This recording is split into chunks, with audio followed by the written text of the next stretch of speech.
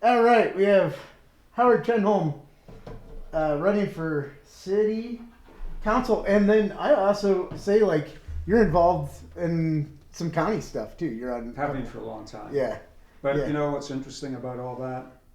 The one thing I've learned about how this particular hive, excuse if I use the Utah analysis because I really love the beehive as an analogy. So really it's a honeycomb. The government's kind of like a honeycomb. It sets the structure up, if you will, for the bees to do their stuff. And so one thing I've learned, even all the boards I've served on have been predominantly county, except for UDOT, a couple of boards I served on, which was a city initiated. But funny, the county and the city were always there.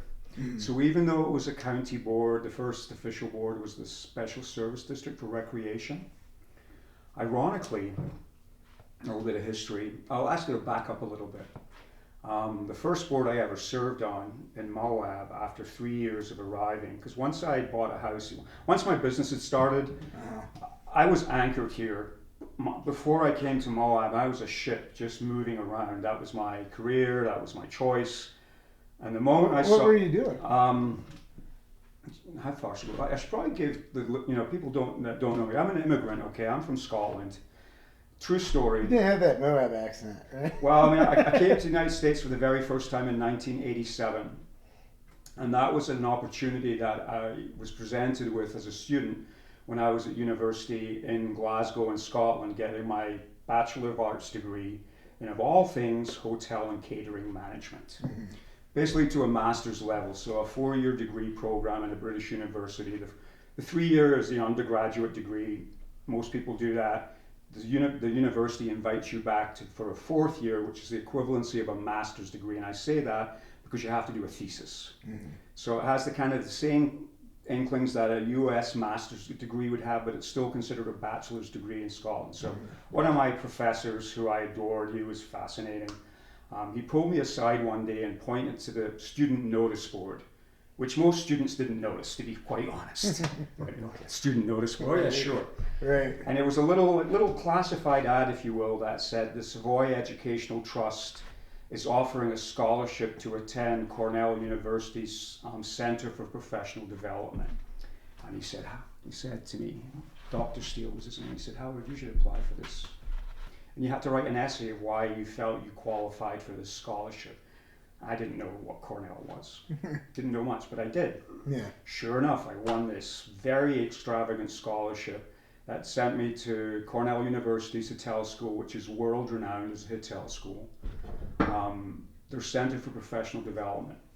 And what that was, it was a graduate program for professionals in the hospitality industry globally that would come into Cornell and do a semester in 1 week in a number of subjects all over the board. Mm-hmm. So I was got the flights in. I remember my first ever night in the United States, I slept in Newark Airport. Because I arrived in JFK and had to transfer to Newark to get a flight to Ithaca. And I was, how old was I then? I was 21, just turned 21. I said, I'm not going to get a hotel. The flights, I just slept in the airport. That was my first night, not sleeping a wink, in a new country, never been there. Went to Ithaca, spent 6 weeks on campus with people that were what I aspire to being. I was still in university, I was still studying. All these people were coming in from all over the world to Cornell to do either 1 week, 2 weeks, or 7 weeks. And there was a group of us that spent 7 weeks. So needless to say, I met a lot of professionals from all over the world that worked in hotels, high level stuff. So you were like, is this like a world to get it? Like, I had no clue that this is like a world of people that you would be like, oh, this Well, I didn't know what to expect. Okay. I thought it was going to be undergraduate, so it was all graduates. So during that time, one of the classes actually spent a week in Manhattan touring facilities, Carlisle Hotel, the Pierre Hotel, and a very interesting restaurant, the busiest restaurant on planet Earth, called Windows on the World. You know what that is? It's not there anymore. Anyway, it was in the World Trade Center, 106th floor, took up the whole top floor. Yeah. 1 acre as a restaurant space, and I knew it was the busiest restaurant in the world because the GM of the place was our host when we went to a luncheon there. I was looking down on Manhattan, of photographs of looking down on the Empire State Building from this height. So anyway, I went back, and then after that course, one of the fellow students said, "Hey, I'm traveling around America. You want to tag along?" I said, "Sure." So I spent 7 weeks going around the United States, started in upstate New York, went down to Miami, all the way along the south coast to San Diego, and then up to San Francisco before I flew home, got back to my final year at university, and I knew I wanted to come back to America. My whole life. Yeah, what was it? I've always been in love with America, even as a young kid. I mean, I mentioned this briefly in the debate, but my backstory is I was not supposed to arrive. I was a product of a one-night stand, if you will. Excuse, people know what that is. My parents hadn't been together.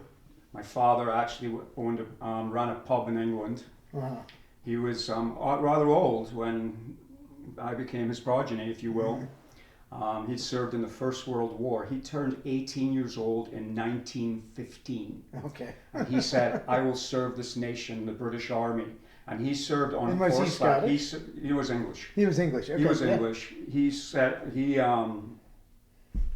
served on the battlefields of the First World War in one of the first tank divisions. Oh, and the interesting. only thing that saved his life is he was on a horseback. He was cavalry. He was on he grew up with horses, so that was his means of surviving the First World War, and he survived the trenches of the First World War. Not many did. Okay. 40 million, or around. And I mean, he saw firsthand what was happening there. So no doubt when he came back, and he also served in the Household Cavalry, which is at the time it was the King's private cavalry in London around Buckingham Palace. He was honourable discharged 1926, and then ran a pub in the northeast of England called the Hope Inn. It's a town called Sedgefield, and circa September 11th, 1965. My mother, who was a spinster in those days, she'd never married, she was in her mid-40s. She was traveling for work, she did market research, she was venturing around the country. And September 11th, I mentioned that because that's her birthday. And so she just happened to be near Sedgefield, she had relatives that were there, and she went out for a drink. Guess where she went for a drink? Right. She went to the Hope Inn because it was the only pub in this tiny village, and my father was the gregarious host that he'd been there for 40 years, so he knew everybody in this village. And of course, when somebody new comes in, sparked. Right. And I mean, to be honest, how many of our lives can we actually acquiesce to hospitality industry? Oh, right, funny. And a little bit of drinking and a little bit of frivolity and fun. So, long story short, Father's drug, 8 alcohol? months later, I arrived. Yeah. A month premature because my mother was 44. Oh, wow. My father was 69. And I was the last thing either of them expected. So my mother, being the woman she was, she's very pragmatic. She came from abject poverty in Scotland. She lived through the Depression in Scotland, in Dundee, in a depressed dock working city, and a very tragic, you can't imagine how bad it was. I mean, I realize how good my life is now because she told me what she grew up with when I was a kid. Yeah. So it was a thing, but she had the sense to, said, "Oh, now I've got to be a mother." She looked at my dad, who they didn't know each other, and said, "You're now a father." And my father was like, "That's not good for my ailing heart." Needless to say, he passed away. So I was born into this pub, and he lived in the pub upstairs. He'd been around since the 1800s, served as a tavern long before roads. That's where tradesmen would go to the nearest market town. So people don't understand age when you come to America because everything's pretty new in this country. Where I came from, everything's super old. So anyway, my mother realized that my father was unable to take care of a family at this sudden moment. So she said she took things into her own right, and she said, "I'm going to go back to Scotland, and we're going to look around. We're going to find somewhere to live." She had money, he had nothing, and she found a place in the middle of the Scottish Highlands, a stately home that was for sale, and she said, "I'm going to buy this place. I'm going to turn it into a bed and breakfast." So when I was 5 years old, I moved from a pub where I lived, where I would walk into the bar quite often. And then next step was I moved to a bed and breakfast place in Bridge of Cally in Perthshire in Scotland, in a stunningly beautiful, isolated, remote hamlet, population 60.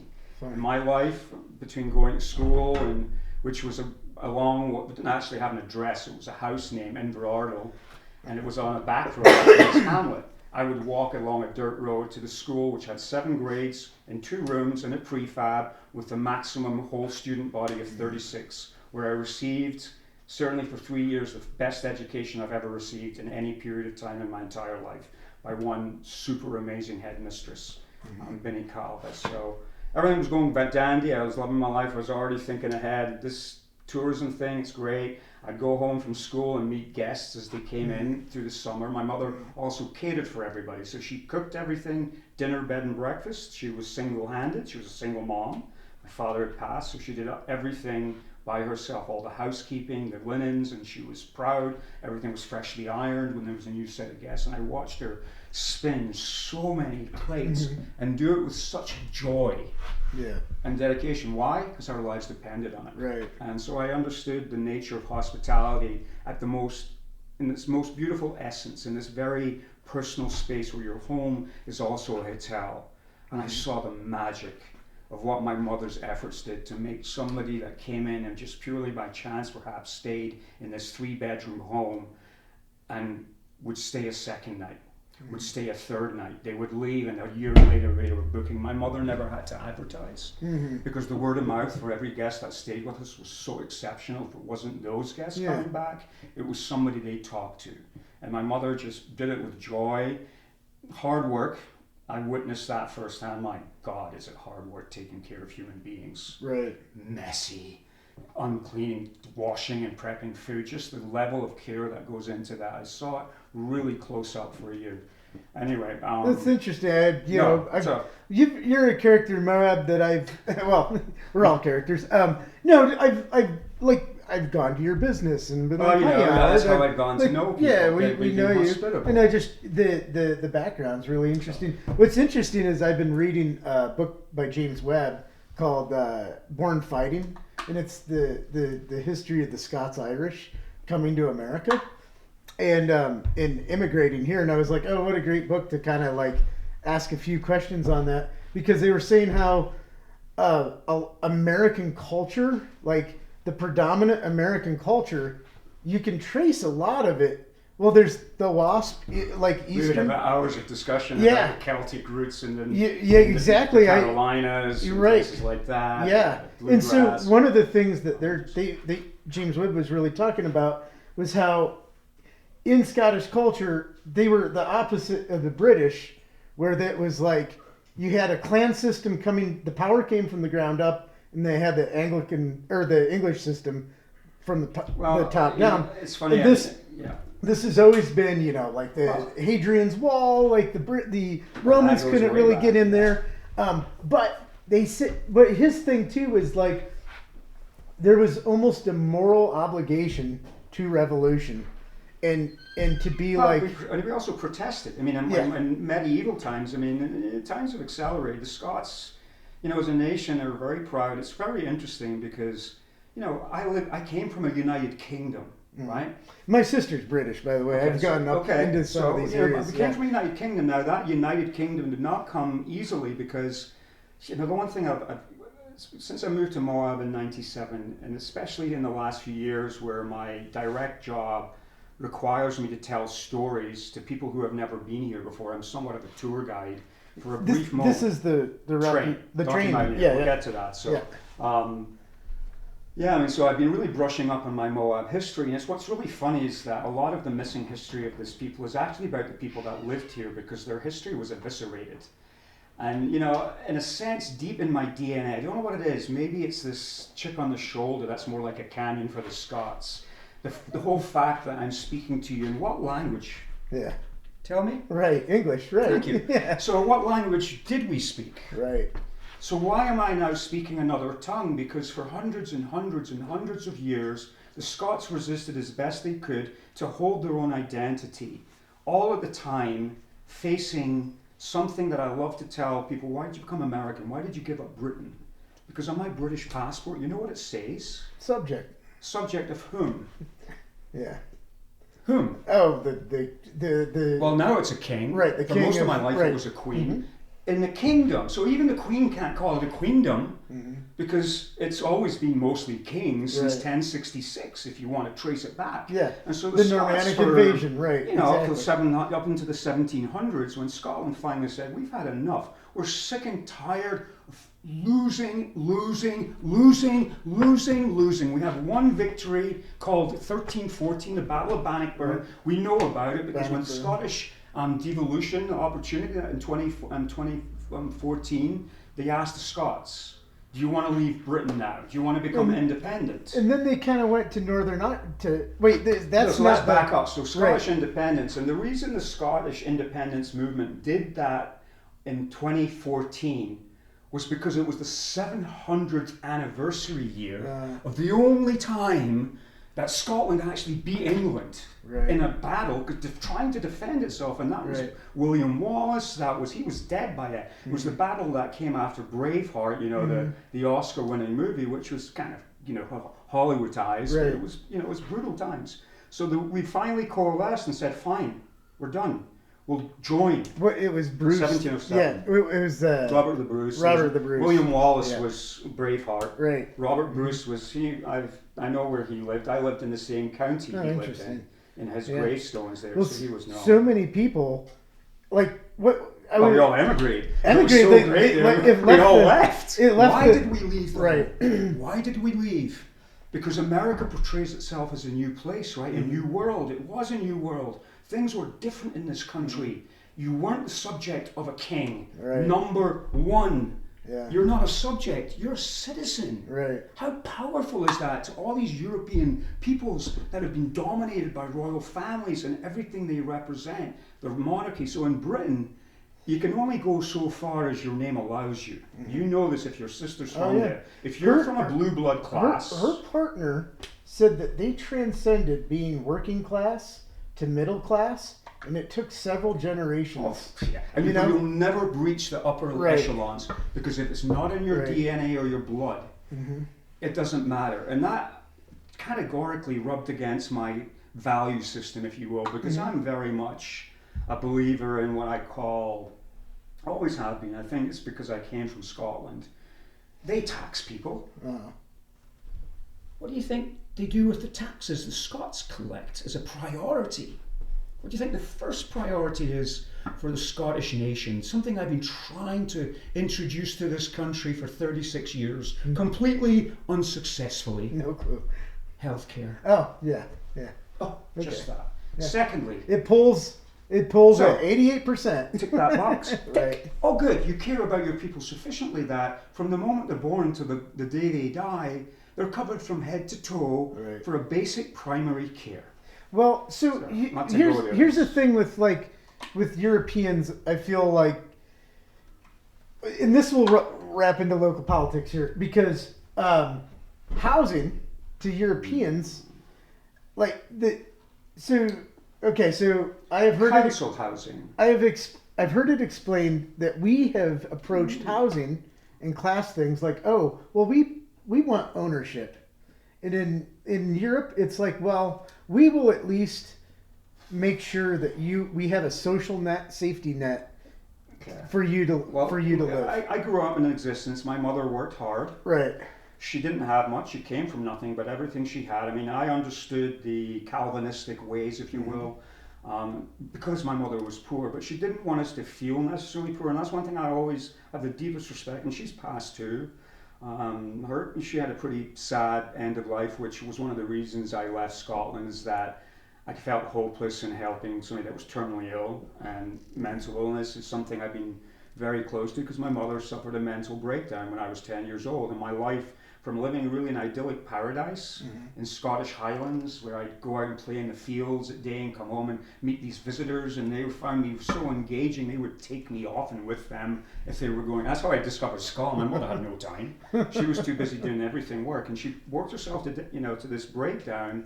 And the system, yes, it took care of her, so I never had to be burdened with any cost for care, but she was basically institutionalized from when I was age 10 until she died. So I saw you know, society, how it handles, but at least in Britain there wasn't mental health care, so she was put in an asylum for a while where she was literally locked in. So I went through my first decade was paradise of my life. Second decade was like, wow, it couldn't have gone so far from the happy space I was. And when I was going through high school, Like, I was did dealing you with, I lived with foster families. Okay. At 16 in Scotland, you can be legally married. So when I was 15, I had a friend who came in who was 18. He kind of came in, it was kind of my guardian, but I was basically bringing myself up. Yeah. I didn't have any siblings. I didn't have a father. My mother was gone as far as I was concerned when she was in these periods of hospital. So I learned how to just kind of grow up quick. Yeah. That childhood I'd enjoyed in my first decade was smashed. I became an adult at 10 years old and having to deal with real life problems, doing shopping, doing laundry, going to school, getting my education, getting a job. So what so I was immediately working. So I was just so busy. So, and you saw education as education was a way out. So my teachers, I didn't really disclose very clearly. This is probably the most transparent I've ever been in any public forum about that part of my life, but it really made me want to get something better for myself. And travel and tourism, because of my background, I saw people who traveled to Scotland. I said, yeah, it's a good industry. You can work all over the world. It seems so appealing. So when I got to a certain stage in high school where I did really, really well, and then I hit a wall where everything in life was compounding on me. My life, I was a teenager. I was trying to deal with work, life, school, mother who was off her rocker, in and out of mental institutions, having to go deal with all that. And I said, I need to get out of this. I need an escape. And education was a way. And another thing that the Scots do for all the Scots is that they invest in the future generations by providing higher education for all. Yeah. It doesn't matter what income bracket you're in. Right. And you actually, because I came from a poor family, the Scottish government said, yeah, this is a poor kid, he's got nothing. We'll give you a bursary or a scholarship that actually help offset living accommodations. And I'd already been dealing with that. So going to university was like a breath of fresh air. Yeah. So when I got to my qualifying exams to get into university, and basically you take hires in Scotland when you're a junior. And any number of subjects, English, math, physics, chemistry, history, you name it. And for a score of A, B, or C is given the points.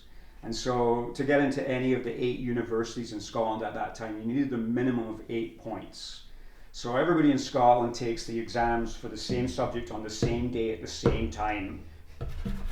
And then it goes to a central marking bureau, and then in the middle of the summer, all the results are mailed, and it's like ballots. They always get mailed on the same day. And so life change. The whole country is experiencing this life change. So anyway, so I got my first batch of results, and it was one of the periods of my time where my mother was actually home, and our relationship had really soured, for all sorts of reasons I won't go into. Just it was what it was. And I got my exam results, comes through the door, and I collapsed. It was a disaster. Completely failed to even get the minimum qualifications to get into university. And so I was faced with a dilemma of A, I don't have the key to get out the door. Right. B, I've got one more year to do it. I've got my senior year. So I really focused on what I needed to do. And my mother started meddling with my academic life. I was taking classes that I felt very confident I would pass and get the necessary points. And my mother would come into the school, never having stepped foot in the school in her entire life, and say, no, he's taking this subject. So she kind of set me up to fail. So that created even more anguish for me. And then she'd be checked back into the mental institution, gone. But my life, nevertheless. So I was really in my senior year, I said, I've got to get out. So I did. I found a subject I excelled in. It happened to be biology of all things, because I sucked at math, chemistry, and physics bad. Just couldn't get it. I just didn't have the time to spend that time. But I got enough to get into one of the last tickets to get into the Scottish Hotel School. And that was transformative. It got me out of this whole environment. And when I was there, I was like, yeah, this is it. And I loved university. And funnily enough, university loved me. I became top student for the first 3 years. One of the reasons I got my scholarship is that the teachers, I never saw this ability in myself. Right. I thought it was dumb Pardon me. You're fine. And I did, because I'd been proven I failed, and so I didn't really have much confidence in my academic capacity. But I also realized that my life situation wasn't the easiest, and I was very. You had that you don't really realization. tell, your mother's in an asylum. Right. You don't go and tell your friends at Right. school because of the stigma that's attached to that. And I Right. got picked on enough being English in Scotland with a very English name. Oh my Right. God. You know how many times I had to spell my name in classes? Trenholme, where is he? So I always kind of stood out. Right. University transformed me. I started excelling and I got the scholarship, came to America, came back. So I love hospitality. The United States has the best hotel companies in the world, the best of everything. And I set up a job at that restaurant in the World Trade Center to become a bartender for a summer. So I'm going to go back for at least a summer in order to get to the United States on a J1 visa, talking about employment, everything that's happening now. I was on a J1, I had to qualify for it. Got the J1, got my ticket to America, and this is the greatest story to tell you. It's hard to believe. It's one of the reasons I live in such an isolated place that not many people used to know about. Changed. But got the job in the World Trade Center as a bartender. It was run by Hilton International. My flight to the United States, that second time I came back, was Pan Am Flight 103. Anybody? I was born in 81. Okay, Pan Am Flight 103 was the one that was blown up over Lockerbie, Scotland. Oh, okay. I was on that plane. Okay, I've heard of that That was one. bombed later that year. Oh, no kidding. Where was I flying to get a job? Right. The World Trade Center. Right. There's more of that story in a minute. Funnily enough, I got to Manhattan, my housing situation collapsed. Everything else was ticking the boxes. I had the job, had everything else, but where I was supposed to live, my friend let me down, and I was basically on the streets of Manhattan without housing. Housing is assured in New York City. Have you ever been getting off a plane after 2 Oh, days no. in the United Kingdom, trying to find housing in a foreign country in a place called Manhattan? Right. I felt this is not working out. I was kind of angry at my friend who let me down, and I said, I'm getting out of here. So I didn't even check into the World Trade Center with my due diligence. I went to the Port Authority, got a bus ticket the hell out of Manhattan. I didn't really know where I was going. I had guidebooks, and I picked up this book, and it said Charleston in South Carolina was a decent option. And I'm guessing you probably didn't have any money. What's did you have any money? Like, I had a little cash. Right, but like, Couple not hundred, like $200. Yeah, not like I'm staying at a hotel every night. God. No, yeah, you're sleeping in. I got a airplanes. Greyhound bus, not really knowing where I was going, not knowing I didn't have a job, didn't know a soul, had no clue. Yeah. But on that bus, sitting next to me happened to be somebody with an English accent that was on a J1 visa, heading to a little town in South Carolina. Just 2 minutes. Sorry, keep going. South Carolina called Myrtle Beach. So that was my first place I got a job. And in order to fulfill the J1 requirements, I'm a big supporter of immigration by the book. Yeah. And no other way. Quite honestly, I cannot talk. Well, you've followed all the rules. So the first thing I did to get my social security card, I had to go to Conway, which was miles away from Myrtle Beach. I had to go to county seat in this county in South Carolina. To get my social security card, I found a job by walking the streets and walked into a place. The first job I had was washing glasses. So where was I? Washing glasses in Myrtle Beach, not bartending in the World Trade Center. And the guy was so kind, he said, you can stay with me. I just met him in these 17 hours it took to get the Greyhound from Port Authority to Myrtle Beach. Yeah. And I remember going to get a job, and I understood the vastness of this nation, because I said, I can walk to this place. But anyway, I got my first job in a place called Rockburger. And the place opened at 7 in the morning, and it was open till 5 in the morning, Monday through Friday. It was in a blue county, so on Saturday at midnight, they had to close the bar, and that's when we cleaned the grills, me and the boys. And I was just if somebody threw up in the bathrooms, which happened quite often, by 3 in the morning, people consuming lots of alcohol, party scene, bands. Guns N' Roses' Appetite for Destruction was the album of the year, because every band that came into the place that would start at 11 p.m. till 3 a.m. would play all these Guns N' Roses covers, and so it was a very high energy place. So that job led to me meeting, almost at the end, I was getting ready to just get on the road and go travel, have fun, and then head back to Britain to have a job, because one of the reasons they let me out was I had to have a job secured in the UK. Right. And then Sharon came into the scene in the bar in Myrtle Beach, and I was struck by this thing of beauty, and I could not take my eyes off her, and she smiled at me, and that's all it needed. I started writing notes to her and said, take this to this gal here. So we ended up hooking up that night, and the next thing you know, I was moving to Atlanta to be with Sharon. Marriage number one. And well, marriage one, she didn't want me to leave. I told her, I said, listen, I have to go back to the UK. I'm on a visa. I can't stay here. And she said, I don't want you to leave. And she said, well, what can we do? And I said, well, we could get married. And I said, okay, well, why not? So we literally eloped. And that allowed me to remain in the United States. Now, obviously, my first job didn't work out. My second job was a little dodgy too. Ended up working in this bar in Atlanta, Georgia. But following in the family footsteps. Kind of, yeah. Well, bars. Just kind of moving my way up the ladder in a way. So my wife, Sharon, first wife, I kind of rushed into the marriage, and it kind of ended almost as quickly as it began. But nevertheless, she did stay with me long enough to secure my life, because I did marry in good faith. I'd never been married before. I was pretty young. And, my brain maybe was located in a different part of my body back in those days, so what can I say? You maybe should edit that out. I mean, that's honest. I mean, we're all there. It's okay, shop talk, right? Yeah. So we ended up getting married, and she leased apartments in Atlanta, Georgia, and they weren't like regular apartments. They were kind of executive apartments. They were very upscale. And she had a choice. She was good at what she did. She was a very good salesperson, just to sign leases. So we moved into this really swanky apartment community, which said, people have complexes. This is an apartment community. And that was kind of the verb, but it was really, really nice. And I was still working in this pretty bad job. And on the weekends, there was kind of always a pool party happening. It was kind of the scene. Atlanta was kind of a fun town. There was a lot of young yuppies, young urban professionals. On the weekends, play water volleyball and drink and fun party. I'm sitting next to this one guy, and he said, where are you from? And because I could hear my accent, always got me an intro. And I would tell him my story, told him about my wife, and he said, I told him, I got a hotel management degree. I'm here aspiring to find a work. He said, I'm an architect, and funnily enough, I'm an architect with a hotel company. And my best friend is the corporate food and beverage director of this company. It's called the Ritz-Carlton Hotel Company. I'm a hotel guy. And I'm like, oh, you have Ritz? I know Ritz. And this is an upstart brand new company, and I had no idea. And he said, listen, give me your resume, and I'll give it to my friend, and we'll see what happens. The corporate headquarters for the Ritz were in Atlanta. And so next thing I know, I'm getting a call. They had two hotels in Atlanta, one downtown, and one was the corporate hotel where the corporate offices were. And this hotel company had ambition. They just simply wanted to be the best.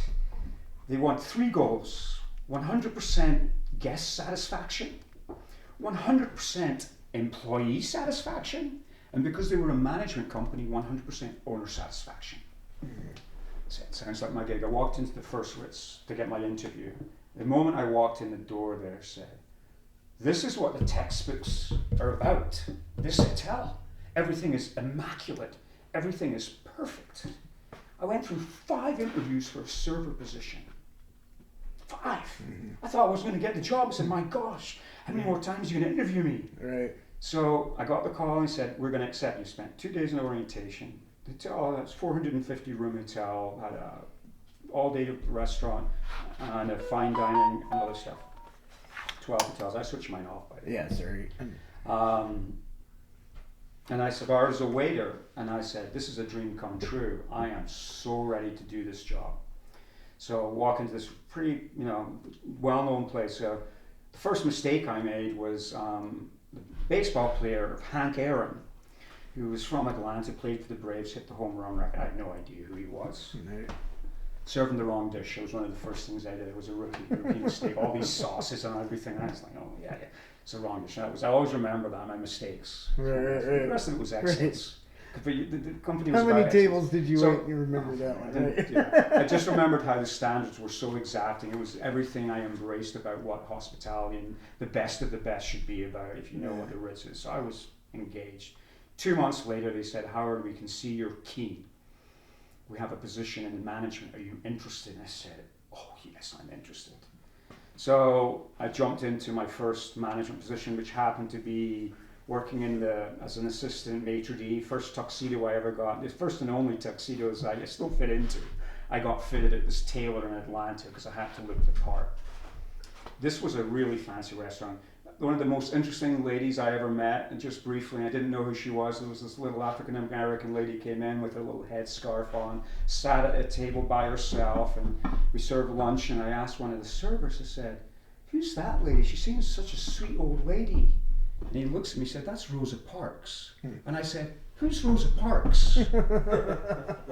Then I got schooled on who Rosa Parks were, and I was in the middle of Atlanta, Georgia, The new downtown. South. Martin Luther King's church was literally blocks over. But I was new, I didn't know everything. So that was the kind of caliber the place was. At that time, they were opening properties. At the same time, my marriage was falling apart, but my work life was going splendidly, and I found I was in really good company. I wasn't the only divorcee in the hospitality industry. My God, if you were married, it was kind of surprised because the nature of the business is so intrusive on your personal life. You work a lot just by the nature of the business. And you work hours that most people are off. You work at dinner time, breakfast time, on holidays, you name it. When everybody's out having fun, at that level, we're on the other end. So I used to wait tables, and it was like, you always work on the weekends, right? So when everybody's off. So I mean, that was a stand. When you get into management, they expect you to be there. It wasn't, I'm going to request this time off. No, you're working when we tell you, young apprentice.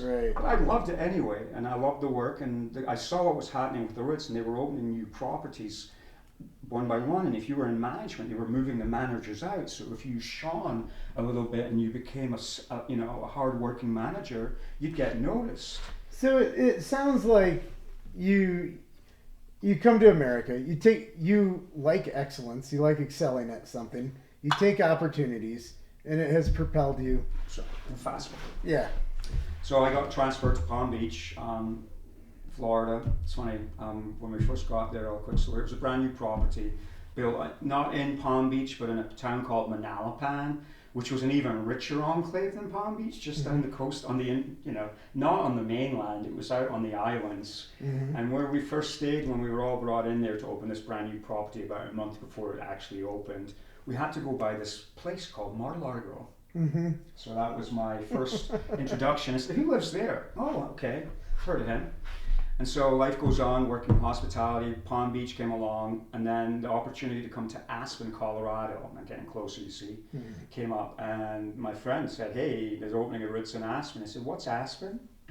The Homer moment. And he said, "Oh, yeah, I think you'd like it. You're perfect age to get out there and have a great job, and brand new hotel opening up in one of the top ski areas in the world, actually." And I said, "Sure, sounds great." So it turned out my boss in Palm Beach was given the Aspen assignment. So it was just from having to kind of scrape my way in at the bottom, now I was in a position where my boss was going out there. All I had to say, "I'd like to go too," and immediately he'd say, yeah, you open one hotel with me, we're going to Aspen. So that's what happened in October 1991.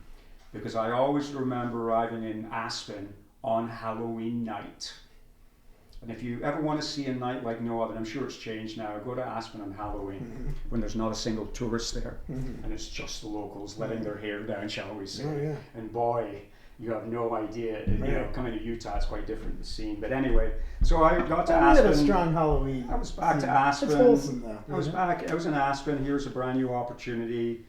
And a whole new type of people, ski town, such, and that's when I first heard of this place called Moab. All my employees would disappear there in the spring, religiously. As soon as they sniffed the spring, they said, "We're going to Moab," and I said, What is Niehaus? So we're going to get on our mountain bikes, get ready for the mountains here. We're done with the skis. We're ready for the mountain bikes now. Hardcore athletes, great skiers. The people I work with are phenomenal skiers. But kind of like an alternative athlete.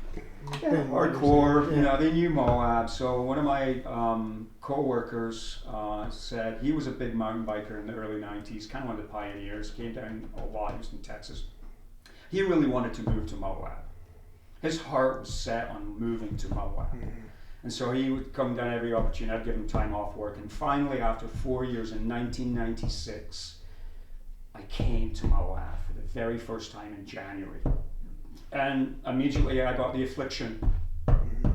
You're saying, what affliction is he talking about? It's called topophilia. And it was instant. Topophilia. No clue what it is. Love of the land. Oh, yeah. Now you do. Okay, right. I can talk to everybody I know in this entire valley, the Moabites, if you will. Right. And there's the thing that we all share as common grounds, that we truly passionately love this place. And it was love at first sight for me. The moment I saw 128, having coming in, I've never seen, there was no internet back then. There was very little media on anything about Moab. And the moment I saw Highway 128, the second most scenic highway in North America, according to Reader's Digest magazine, readers, if you remember Reader's Digest, the number 1 Pacific Coast Highway. Yeah. Number 2 is... Do you think everybody here, has that? So, instantly hit, and that was before I'd even hit Moab. So when I came to Moab, I stayed at what's now the Hotel Moab, it was Ramada, and said, wow, this is an amazing place. Delicate Arch did that, Take That Box, Dead Horse Point did that. By that time I was sold. The town was this sleepy, tiny, desperate town almost. And I was coming from Aspen, which was a very mature destination resort with all the fringe benefits, as much as people complained. And most importantly, Aaron, housing. Why? Because I knew when I got there, our company was required to build us a condo building just for the management. That was in addition to all the other requirements that the local government required for any development. And of course, that was my first experience of living in a tiny place with these kind of factors where there isn't, it's expensive. And when I lived there, it was $1 million. And they were saying, whoa, $1 million in Aspen. That's what it's become. And my God, that seems so dated now. It's like, that's what Moab's become in a generation, right? So I came, so I saw what Aspen did, and it's like, wow, they challenged the state's codes. And I learned this firsthand because I asked questions. Went to university, keep asking questions. Where did all this housing come from? Oh, the developers paid for it up front. What do you mean they paid for it up front? Oh, yeah, they were required to pay into a housing fund, and the housing authority took all the money, and at every opportunity they get, they would seize a piece of land in a city and high density zone it, the hell out of it. And it could be marginal property too. In fact, Superfund sites were, oh, that's okay. Just for the fact there was a silver mining thing here 100 years ago. We'll build condos there. And I'm not suggesting you do that because they did have to make sure it was safe. But when I left there, they had 3,000 assured housing. And assured means it's guaranteed and it's attainable. Money means nothing. So I've always painted, you know me, I've written in the paper, I've explained this story to people. It's simple, folks. Give the housing opportunities to the housing authority. If the city cannot get land, like Walnut Lane, for example, the city government is not capable of doing housing. That's a project that the housing authorities are designed for. We have one. It's called HASU. Right. I'm sure they would take advantage of that land if it was handed over to them. And with helpful zoning people at both city and county, upzone everything in this valley. Stop resisting. Get rid of the NIMBYs, I say. We need YIMBYs. I live in a neighborhood which has been built up, and my neighbor is a doctor at the hospital. I've lived across the fence from his property that he bought from its previous owner, and she would house resident workers facing all the city. No, you can't do that. And that frustrated me, okay? So that's in the back burner, okay? Yeah. Housing, so when I got here, I couldn't believe, and this is where I really understood the nature of a republic, to be quite honest. And it took me a long time to coalesce and reconcile with that and actually respect it and actually embrace it. So what is it? What's it? Kind of like Scotland. I mean, we have United Kingdom. It's like Scotland has its own governance over its education. Right, but what did you see in a republic? I'm just curious. I saw Colorado, and well, I'll get back to Aspen. So Aspen created this scheme that the state of Colorado said, you're lunatics, you're a bunch of hippies up in the mountains, what are you smoking up there? It's the most preposterous idea, something like this, where you make the developers pay and you develop high density housing for workforce, and they have to qualify by living there and working there, and they only pay 30% of their income, whatever they do. Right. It can be the brain surgeon. They don't really have brain surgeons in Aspen. They have orthopedic surgeons who make $1 million a year. So what does that mean? Oh, 30% of that. Oh, that's $300,000 a year. Who's their next door neighbor? Oh, he's the sous chef in the fancy sushi restaurant. So he only makes 100 grand a year, which is still pretty good in hospitality. So what's his rent? Do the math, dummy. 30,000 a year. And who's next door to him? Oh, it's the housekeeper. She works at the hotel cleaning rooms, and her income's $50,000 a year. Yeah. 15,000 a rent. So I get to Moab in Grand County, and I fully expected everything to be the same. Oh. Yeah. And anyway, so when Aspen did this, they challenged the state of Colorado, but when the state of Colorado actually looked at the details of what they were doing, their light bulb went off and said, great idea. Why didn't you do that? So when I came to Moab, I was stunned at the fact that nothing like that was in place in the infancy of this tourist town. Right. And I got up and spoke out when this project called Cloud Rock popped up, which might predate you even. No, I don't. So you know Cloud Rock. Yeah. So Michael Liss and such, he's still here. He's actually got one of my signs in his yard. But anyway, he never used to like me, and I was not against what he was proposing for his project.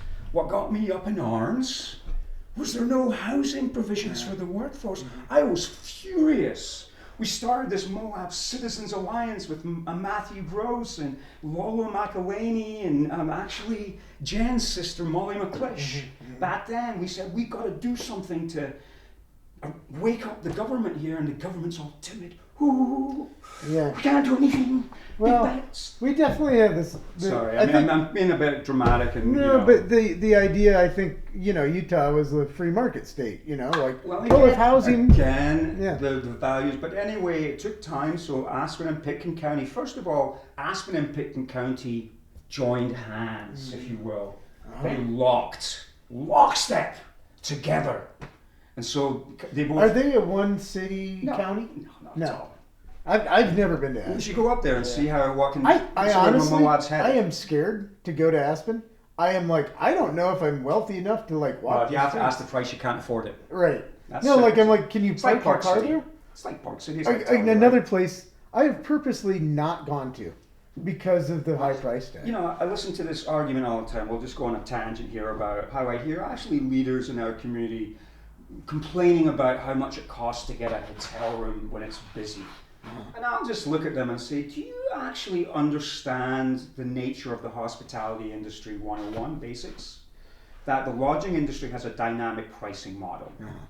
So here's Moab, actually an interesting town because of all the cities in this great state of Utah, actually maybe of any city anywhere ever, but one of the few, had this trick, and it was born out of depression. And I want to thank Mayor Dave, if he happens to catch this, Dave Sackerson. I've known Dave since I got here because when I first got here to start a bakery, which I'd never baked a day in my life, not a problem, I'll learn. And I'll be good because that's what my commitment is to. Have I ever run a business before? Never, but I've worked for the best business on the planet. I've seen their model. I know what it takes to deliver a product, make sure it's consistent. I didn't want to be a Ritz. I didn't want to charge, what we charge. I just wanted to be a place that would sell product. So before I got here, I would knock on all the restaurants. Eclectica, I went and saw Julie Fox and said, would you buy anything from me if I opened a wholesale bakery in town? She said, you bet. Went to Dave's Corner Market, which today, 28 years later, is still a customer, and the only wholesale customer I actually will keep it because for all sorts of business reasons, not the best segment of market. Retail is always much better. But anyway, Dave was there with me, and he said, of course I'll buy your stuff, Howard. And then he became the mayor. And, that was my first, and I knew Dave. So going back to county boards, how it circles round. Yeah. I joined the Film Society first, and I became the president of the Canyonlands Film Society. And this was back, that had been going for a few years, and we actually did a couple of full-blown kind of mini Sundances, if you will. We had a juried panel. We'd receive submissions from all sorts of categories. I know Oscar's listening to this because I know what his schooling's going to be. So, we'd have short docs, long docs, animation, long and short, featured, long and short. And we'd submit it to the board who would screen all, pick the finalists, arrange the festival, invite panelists in from all over the University of Utah, actually used Earth Studios to build awards for our recipients for the best feature film. showed all their films, had the directors take a Q&A afterwards. The jury would sit back on a brunch on a Sunday at the Mark with fully catered. We'd have all the filmmakers there and any of the patrons and have the awards ceremony. And it was not the Oscars, it wasn't Sundance, but it was a start. And I also realized how much energy it takes to get a lot of the good events going in this town, that volunteerism works well for the first 2 years maybe, but in the third year you need to professionalize. Because the volunteerism wanes out, people get tired. I've watched that happen time and time again, and see how how you can help that, mitigate that. And I'll come to that too. So I went from that, being the president of that board, I decided my time was up. It was a big move, it was a quick move, and it was a lot of responsibility. And I had other things going on in my life too, so it was time for me to step aside.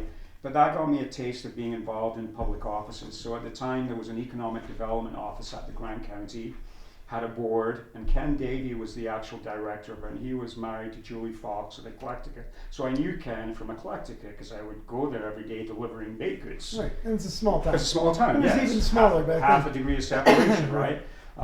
So Ken said, yeah, you should come on the board. And that was the first time I really witnessed a county board where the city was there. Donna Metzler was on that board. Workforce Services was there. The Park Service was there. The BLM was there. One of the adjuncts, I was a stakeholder because I was a vendor on Main Street. That's why I was invited. He said he's a businessman. He wants to do this. Let's bring him in. This is economic development. We want a business owner in this board. Otherwise, who are we serving? Right. So, and we It's also funny, had somebody that was in the world, had been in the World Bank. In fact, Julie Van Domelen, she became the mayor of Lyons in Colorado, and her husband Joseph was the city council, and he was my neighbor. And so I was watching all that go on. We created this incredible economic development plan back in 2000, 2001, okay? And the top three things out of an 18-page bullet point plan that took us about a year to put together with all these agencies, putting all their best input in, creating a plan. First three things, what do you think they were about? Housing. But we still have it. well, It's their that's healthcare. 2000. That's 25 years ago to say that, okay? So we created this incredible plan that we were really proud of as a group. We said we had consensus, we had compromise. We made one fatal error. We forgot to weigh in political capital. And unfortunately, there was a little bit of conflict between Ken Davey, and if you ever knew Ken Davey, perhaps you can understand where he sometimes would rub people the wrong way. He's from Brooklyn, New York. He wasn't a bit of any fucking edit that part out. Any BS, okay? Yeah. Wasn't going to put up with any of that, and he kind of created some internal enemies in a small town. So when we needed the county adjunct of our board to take our prize document to the commission, the 7-person, completely out of compliance with the rest of the state county commission that we think is actually working, which I would actually argue in other quarters is not working. In fact, I think we made a mistake. I think the city model, but anyway, that whole plan failed. What happened? Ken Davey was fired by the county. And I said, what's going on with this county? How can they fire like a staff? And then I realized, I get it. We don't have a normal county. We don't have a manager. In fact, we have 7 chief executives who all serve on a board, but they're all chief executives by design. Right. It's like, and here's another thing about the county government, which actually has great effect on the city. 2 forms of government are held by one body. That is not healthy in any democracy. You have to separate the bodies. This is America. This is how even, the whole structure is held up by these pillars: judicial, executive, legislative. The thing I'm not understanding, is this a critique of the current commission or the past? No, this is since 1992. Ironically, the same year that the city took, thanks to Mayor Dave, taking the city property tax away. Why? Because the people in this town were desperate. We forget that. I wasn't here then. And not many people. I've talked to like Joe Kinsley and stuff. Well, yes, and he was. And he was like, this town almost died. Oh, I'll talk to you. I'll talk to all those people in town I have the greatest respect for. I've worked alongside them on boards. I know them. And I also know what their story was and why these property taxes were eliminated. It was an act of compassion, an act of human decency, to help people relieve them from the financial pressures of being in a depressed economically screwed by the federal government ultimately, because who was in charge of uranium if it wasn't the government? In fact, if you look at the last 100 years of Moab, the government's been mostly not great at the federal level, and here's a little county that has to deal with it all, one way or the other. The uranium was a great example of a federally mandated, actually ordered business that was the epicenter of wealth in this town for a little while. Well, I guess the pushback on that would be that they were paying subsidized rates for a product in a town built. Well, who was subsidizing them? Well, the Americans. I mean, the citizens. Specifically, Department of Defense. Let's get specific here. Right, but what why? But what I'm saying is national security. A town grew up around that. Of course, but then it died around it. Exactly. But during that whole time, there's a great book written about Grand County, its history. It's basically an editorial. It's a diary of the town's independence. I just sometimes wonder about what the federal government There's unintended you can work with them better. Well, Moab's kind of an unintended consequence. Well, there's a lot of I can get to more issue that, but we're in a city election year, so I'm trying to get dial in with things. So the economic plan failed, so I was like, okay, fine. 1992, county government is not your average government. It doesn't have a manager, 7 executives, and each one has an opinion, and it's sometimes hard to get things accomplished. And when it works well, it works great, but when it doesn't work well, it is what it is, okay? Mm-hmm. I'll leave it at that. So I didn't lose my interest, and people kind of picked an eye on me, and Marcy Till was the rec director at the city at the time, and she knew I was a really passionate lap swimmer. The reason I was a passionate lap swimmer was because I kept breaking bones in Aspen. I was a terrible alpinist. I broke my back in Aspen skiing. I broke both collarbones. One was a snowmobile accident. One was a snowboarding accident. I ripped apart my MCL at the same time I broke a collarbone. The month I moved to Moab, broke my finger, had a fixator on my wrist. In 5 years, I was so well known in the emergency room that when I had another accident, I just called them and say, I'm on my way, and they'd have the red carpet rolled out from here he comes again. And I'd learned to heal myself by swimming. Yeah. And so when I first... So this would be a good spot, because we're done to sync the sound. So I was talking about my first county board, which was out of the county. My second county board was the Special Service District for Recreation. Marcy Till recruited me that because she knew I was a big swimmer, and she told me that the board had done something quite old-fashioned. Within their rights as a board of Special Service District, they'd saved money. I was fascinated. I said, well, where does this money come from? I'm a small business owner, right? Like, where did they get all this money from? And he said, mineral leases. I said, what do you mean mineral leases? Explain that to me. I don't understand it. I need to learn. What is this? And they said, it's any economic activity on public lands is subject to mineral lease taxes, and oil and gas offers an excellent example that over the years, they put oil gas wells across Grand County, and depending on the price of that commodity in the market, it could be expensive, it could be low, but this county had the audacity, the common sense, if you will, to save money when it was good and when it was bad, to put into a big fund that was going to be held aside for a big project, big infrastructure project. They needed money to go get more money, if you will.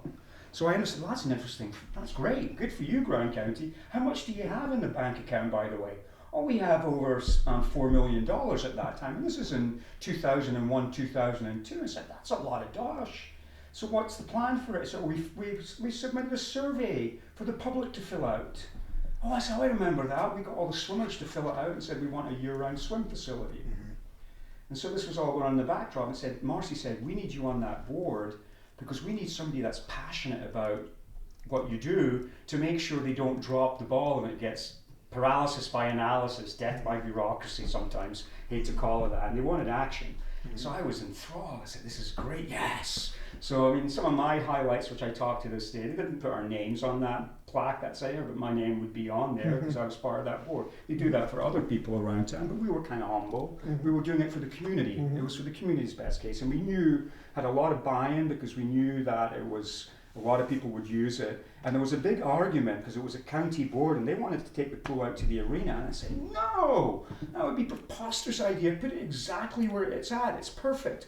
Parents can come in from the county, drop their kids off at the pool for lessons, whatever, go do some shopping, whatever, come back and pick them up. It was great. I saw the old pool. It was very well attended for a seasonal pool. It was only open March through November, and it was all outdoors with it. No, I remember that. You remember that? It was a great pool. Better than the pool they have today as a swimming facility. I'll have to give it that. So that all went through, and that was one fight. Keeping the outdoor lanes was a big fight because I love swimming outdoors. And I had to fight to keep those lanes in. And the sacrifice, I also learned there were costs to what they had planned, and I made enemies of all the supporters of racquetball.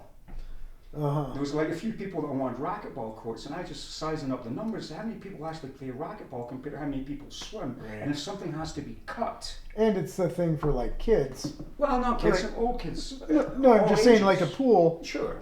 It's like you have lap time. It's kind of like golf course, right? Right, but you have lap time and then you have kids time, right? So it's like I stayed on this board through that project from start to finish, from concept to development to execution. That's where I learned about how you need to be like this as city and county government, okay? You need to be like lockstep.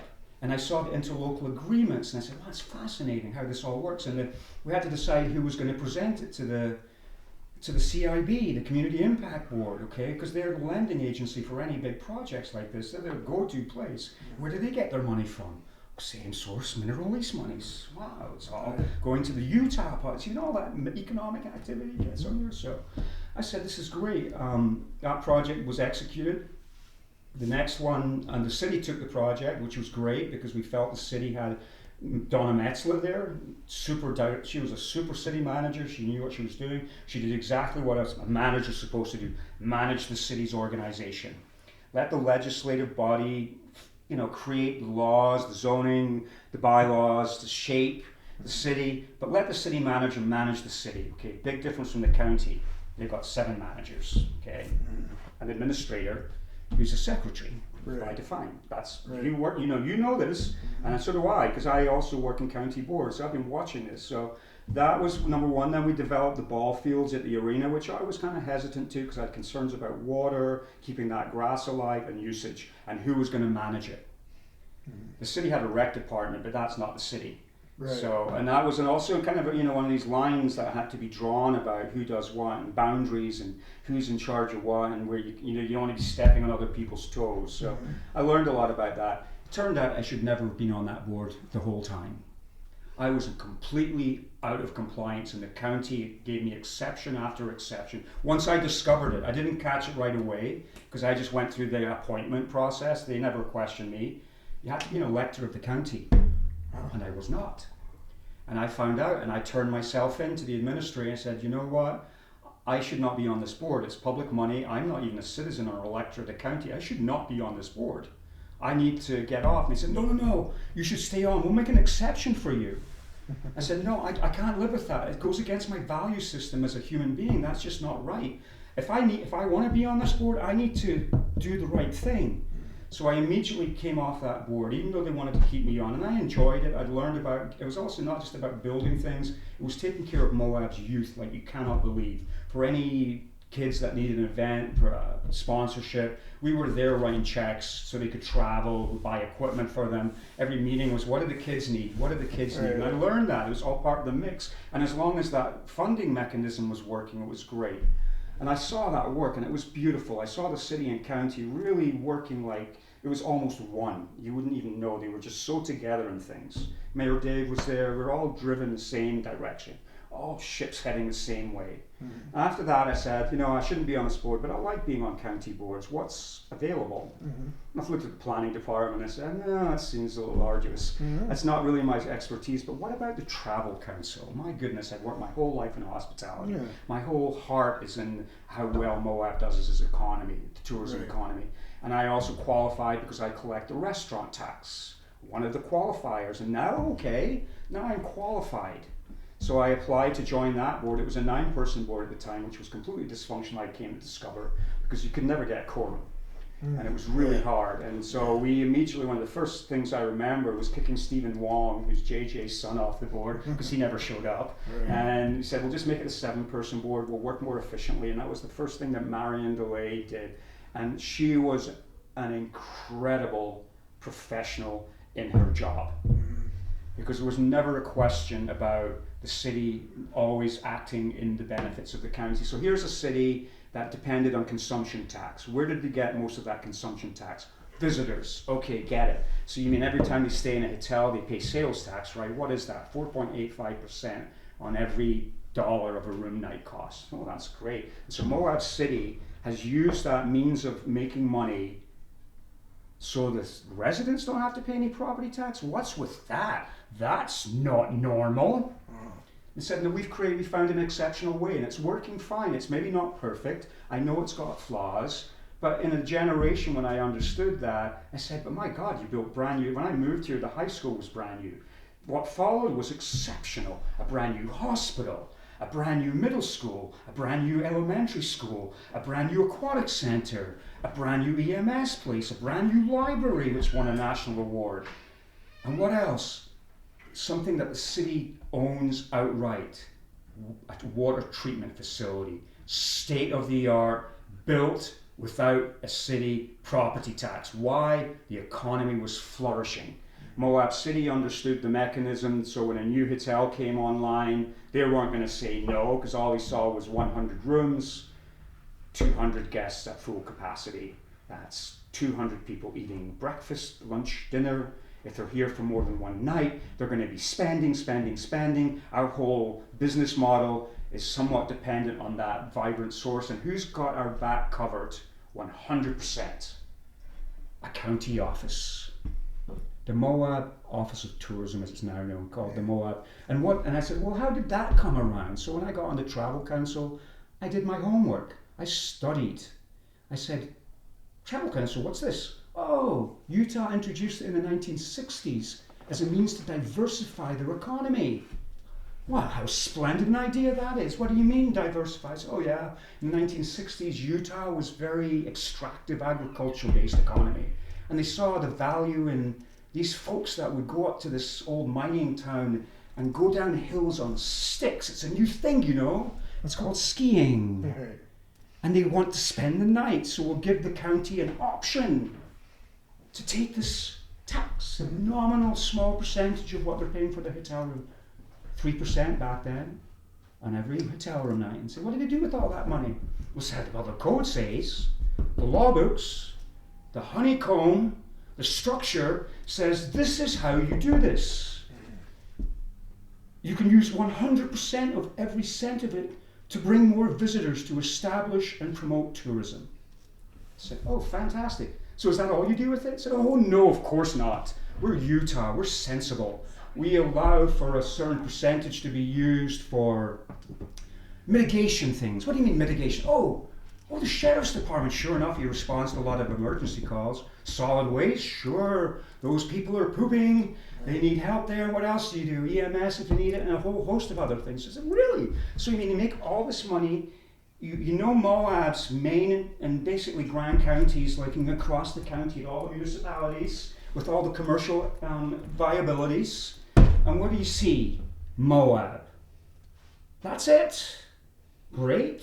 So Moab is at the backbone of this county economy, city economy, because of tourism. Here's a city that has existed without a property tax because of the vibrancy of what it's self-perpetrating, if you will. So they approved a new hotel because they knew there was value in that. And that system was great, but it was totally taken by the free market. And what completely screwed everything, which is the reason that I've been studying what's happening around the world and the hostility towards tourism. It is nothing against everything on Main Street. Okay, the hotels that are in the commercial zones along Main Street.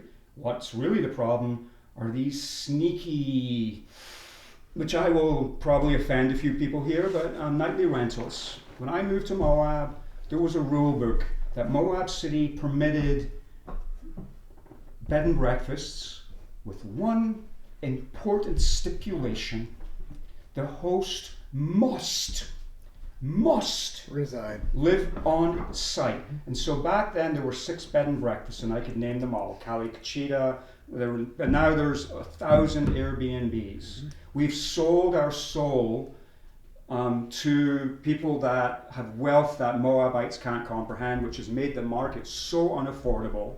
At the same time, we've failed to implement emergency measures, if you will, like Crested Butte did a few years ago, because they saw the writing on the wall. They saw restaurants closing. That was the first writing on the wall. Let's not forget there was a pandemic this decade too. So, so why don't let me cut through everything, okay? Why am I running for office?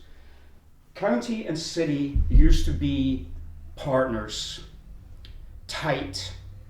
When I talked to Marion DeLay about a year ago at the Knowles Home Furnishing Dinner, when I was running for county commission in a city district, okay, I asked her, I said, Marion, what happened? She said, when I was the travel council director, I had the 100% support of the 7 commissioners 100% of the time.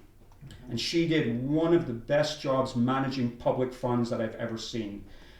One of the most interesting things that fell apart after COVID was, prior to COVID, every public officer that handles a cent of public money was required to attend a mandatory state auditor session at Moab's convention center. Okay? Moab's convention center, what are you talking about? Oh, the convention center, that's right. So the state auditor would come in and school us on what you can do with the codes, and really looking for fraud and saying, we have a whistleblower line. So I'd go to this meeting every year. Commissioners would be there, board members would be there. It was really nice to see who your peers were in handling public monies, and they would always give examples, and we'd have to take a test and understand what our roles were in the public body, not non-profit, not private sector, government. Stick by the rules. So everything was going great. I was really enjoying the travel council. The Moab their occupancy was hovering in the mid-60s. We were hyper-focused on filling where the vacancy drops and building the weaknesses, building up. We never took the eye off the high season, because going back to the dynamic room pricing in high season, you want the room rates to go as high as they can go, and not every room is the last price of the room that's sold. All hotel models work on a base. First 20 rooms sell at a certain price, next 20 goes up, and the closer you get to 100%, so does the pricing. And it's usually the last 10 or 12 rooms that really peak out at those really high rates that everybody focuses on, right? But your hotel's full. Moab, to this day, well, this is the county, which is mostly Moab, but will include Red Cliffs and Sorrel, has 3,018 hotel rooms. There's 365 nights in a year. Occupancy is based on how full those rooms are on each given night. We know high season is great, we know the room rates are great. We'll maybe get up to 95% across the board, maybe 1 or 2 weekends out of the entire year. How do I know that?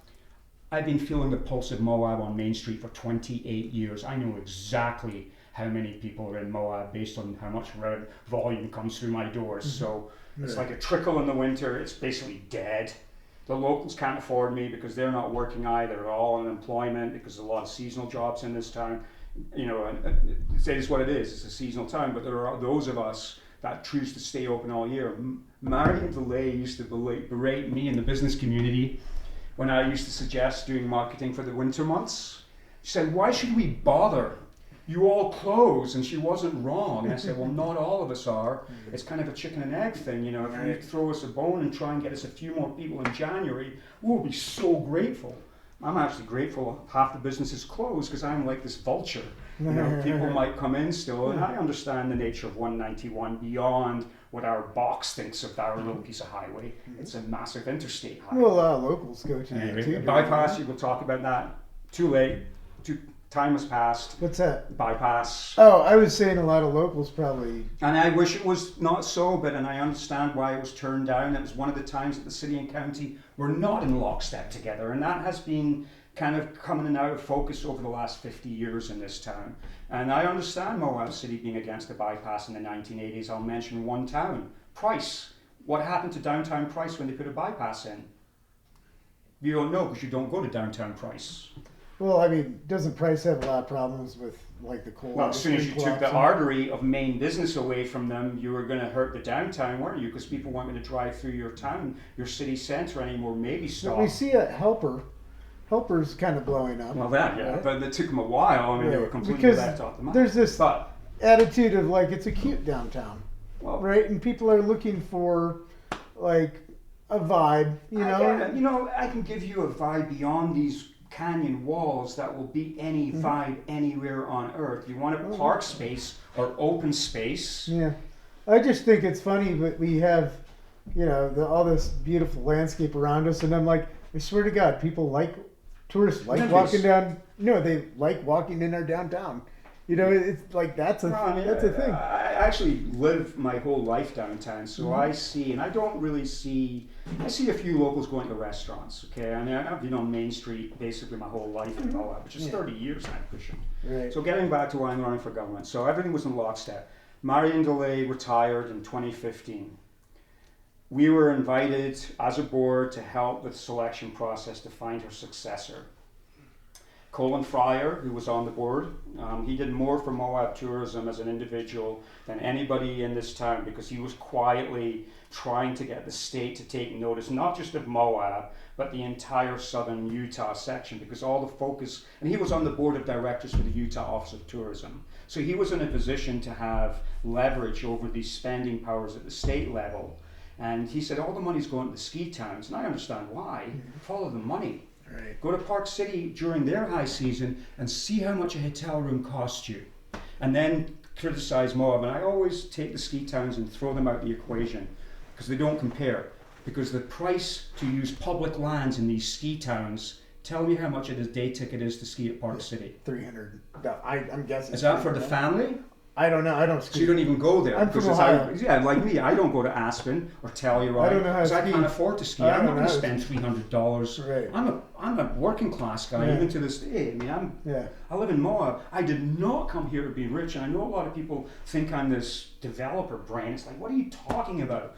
I care about the people of this community, and I see how much they've struggled. So when I was on the Travel Council, I started to get a little understanding of the law and the code and the mitigation side.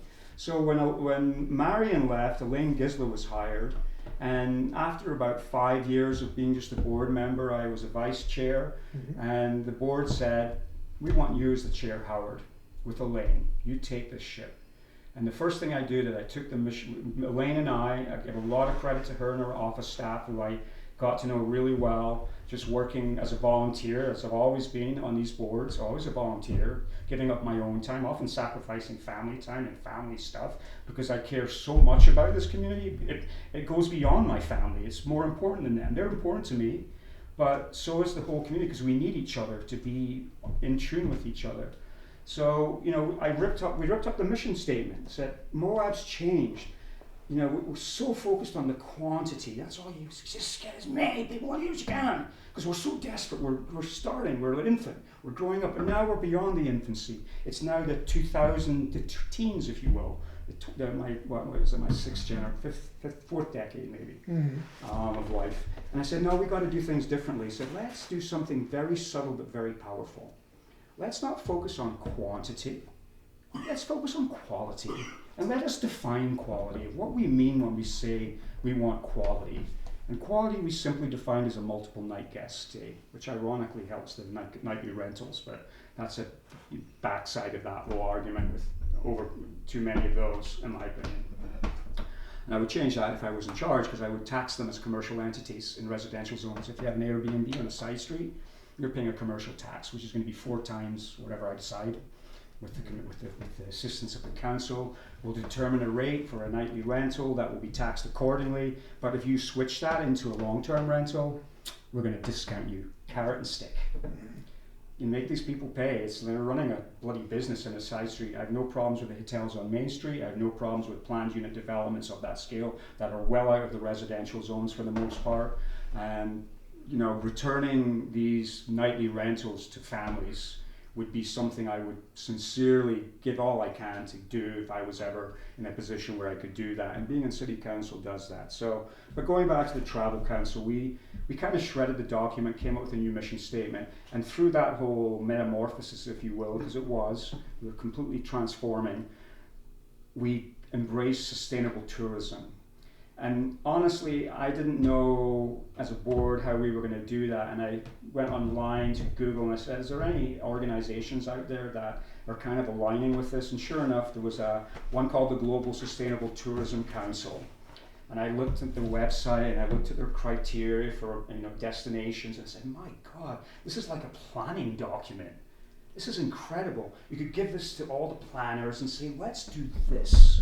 And all these criteria, all measurable. Water quality, water security, environment, all these things, all the boxes you would think about. Housing, protecting your resources. It went through this really long checklist, almost impossible to achieve. But why not go for it? So I said, Elaine, let's join this board. Let's join this organization. How much is it a year? $3,500, I said. And we can get this blueprint that we can maybe advise our leaders to coalesce with and see the value of this global system. And we just did it anyway. And the county didn't, at that time, wasn't watching what we were doing. They were just seeing the monies coming in, and the city seemed happy. The occupancies were kind of good. We were working on filling the voids. And everything was going really good. And we won a National Quality Award at the ETSO, which is a nationally recognized, it's educational seminar for travel organizations. And they have the Oscars of travel, if you will, once a year. And guess who won the Mercury Prize for sustainable tourism? Well, I was the chairman of this Travel Council Advisory Board. Grand County, Utah, for the Do It Like a Local campaign that we worked with our media company to kind of stimulate a buy-in by the locals, how the visitors would understand that the locals do care about the land. And if I could have changed one word, if I could get back in my hot tub time machine and go back to when we were deciding that slogan, one word would change, and it would have changed everything, and it would have changed the tone, it would have changed everybody, and everybody would have changed everything. Love it like a local. Because the locals love this place, and if you abuse it, they're going to get upset with you. Unfortunately, love is blind sometimes. We each have our passions for each, whatever we enjoy. I'm just a hiker. I'm just gaping. I have 2 dogs. I don't have a mountain bike. I don't have an ATV, although I see the value of access of ATVs. Something we were working on at the Travel Council too was accessibility of these lands for people. We were thinking about people that had mobility issues, that could still share the treasure of this land without having to be on a mountain bike. They just go see it. They don't need to do anything. They just need to look. 70% of Moab's visitors, that's what they do. They look. They're sightseers. They're looking at rocks. That's what Arches represents as a slither of all the visitors that come to Moab. 70% want to go to Arches. 2.5% want to ride mountain bikes. 4% want to ride ATVs. 3% want to go on the river. You can take all the activity groups, put them in one bucket, and it still is way less than the people that want to go to the park. So we were approached when the timed entry system came in, and the last thing we suggested was timed entry. We had a list of solutions. North entrance, just harden the road. More parking lots by Delicate Arch. Permit Delicate Arch. Permit the popular places, expand parts of the parks that have never been opened. But of course, who's our biggest hindrance to all these goals? Well, you're going to say the federal government. Well, who funds the National Park Service? Right, the federal government. Funding. Right. It's all about funding. We could go into that for a whole 2 hours about what's wrong with that. But as far as I'm concerned, I became a US citizen 12 years ago. I've been paying taxes every paycheck I've had for 36 years. That money, where does it go? It goes to DC. What happens to it? Is it spent on the things the American people like? No. So what do? Oh, it's a democracy. You can lobby your politicians. You mean you can write to your congressman and they have no obligation to read that letter? Sure they do. What would you say to somebody like me that views the park as kind of a sacrifice zone? Well, I wouldn't say I would say no. Hold on. Invest in it. You've been talking a while. Let's reload. Okay. So let me get back. I know I'm taking a lot of time, and I can't talk. I'm a talker, but I'm a listener. A lot of people don't give me credit for the fact that how many years I spent at KZMU hosting an interview show where I was you, and all I would do was ask questions: who, when, why, what, why, of every nonprofit you can imagine. That's where I really learned what I wasn't learning in all my volunteer roles is on boards. So everything started breaking down circa 2020. And we were really riding a wave high. COVID hit, okay? And I was really close to Elaine because I was the chairman, had been the chairman of this advisory board for 5 years. We'd achieved monumental stuff. And I saw that her work was no longer being supported from within the county. It was becoming quite apparent. One might call it the tone, if you will, certain level of toxicity. And some things started to happen that because I was so close to Elaine and we knew what her job was, things started going wrong. And one particular meeting, I'll never forget this, November of 2020, just kind of coming out the first other side of the pandemic, being a business owner in Moab, which had been the most significant wrecking ball I'd ever had in my 28 years of business, without a shadow of a doubt. Economic depression, piece of cake compared to the pandemic. Not only did I lose my best time of the year when we closed St. Patrick's Day for the best time of the season. If you're in the hospitality business, and 4,000 people in Moab work directly in hospitality. So when people say I'm putting tourism before the locals, they're failing to understand these 4,000 people that depend on the viability of a successful tourism economy in a place where the options are exceptionally limited to what you can do as a major industry to support 4,000 jobs. People choose these jobs, they're not forced into them. They want to live in Moab. The price you pay is you're going to struggle with housing. We want to do what we can as a community. I wish I could backtrack and make all the developers do what Aspen did. So my brainwave, when I was on the Travel Council, I looked into the code, I saw this a use of the mitigation money, other tourist-related facilities. So I wrote to County Attorney Sloan, and I was the chairman, and I said to her, would you defend me if we advise the council to take a portion of the transient room tax mitigation funds and dedicate it to assured housing, attainable housing, call it what you will, housing for the workforce, the people that provide the service that makes everything work in this town? What response do you think I got from the county attorney? I wasn't into housing at that point. Well, this was 4 years ago. When I was right at the end of my travel council years, 2021. This is when I put this letter forward. Anyway, you were. Was I on planning commission yet? That's for you. I was the chairman, so I was looking for leverage to have the county attorney defend the county if we challenge the state by allocating a few $100,000 a year from an $8 million budget to go to the housing authority, buy some bricks, buy some timber, buy some plumbing material, just do something. Don't talk about it, act. And I thought, if the locals saw the value of the back end of the tourism taxes, and that was always our self-criticism, we didn't tell the locals where all the mitigation money went. Star Hall renovations, all these niceties that Moab loves. Who do you think got the free stage or who do you think got the idea to purchase a stage for the community was? You're looking at him. I suggested that to Cassie, said, we've got money, that's a tourism related thing, buy it. I know how much it's costing you. You come to us every year for money because you have to ship a stage in from Salt Lake and it costs you thousands of dollars for each show. What if we had a stage that we owned that cost us $80,000? How many free concerts would you recoup that money? Business money. Guess what? It worked. So that was on the Travel Council, but in 2020 November, we received an executive order as a board. Right before our meeting, Elaine Gisler comes in, I'm the chairman, we have our agenda, she hands me this memorandum, a resolution from the county that basically was an executive order that told Elaine and the staff that our principal goal was no longer to establish and promote tourism. We're too busy. All it is about is being responsible, and we were doing that anyway. Okay, we were doing that. But do you think they came to us before this executive order dropped and asked us for our opinions? No. And it was done right after the general election of 2020, talking about things that get your back up.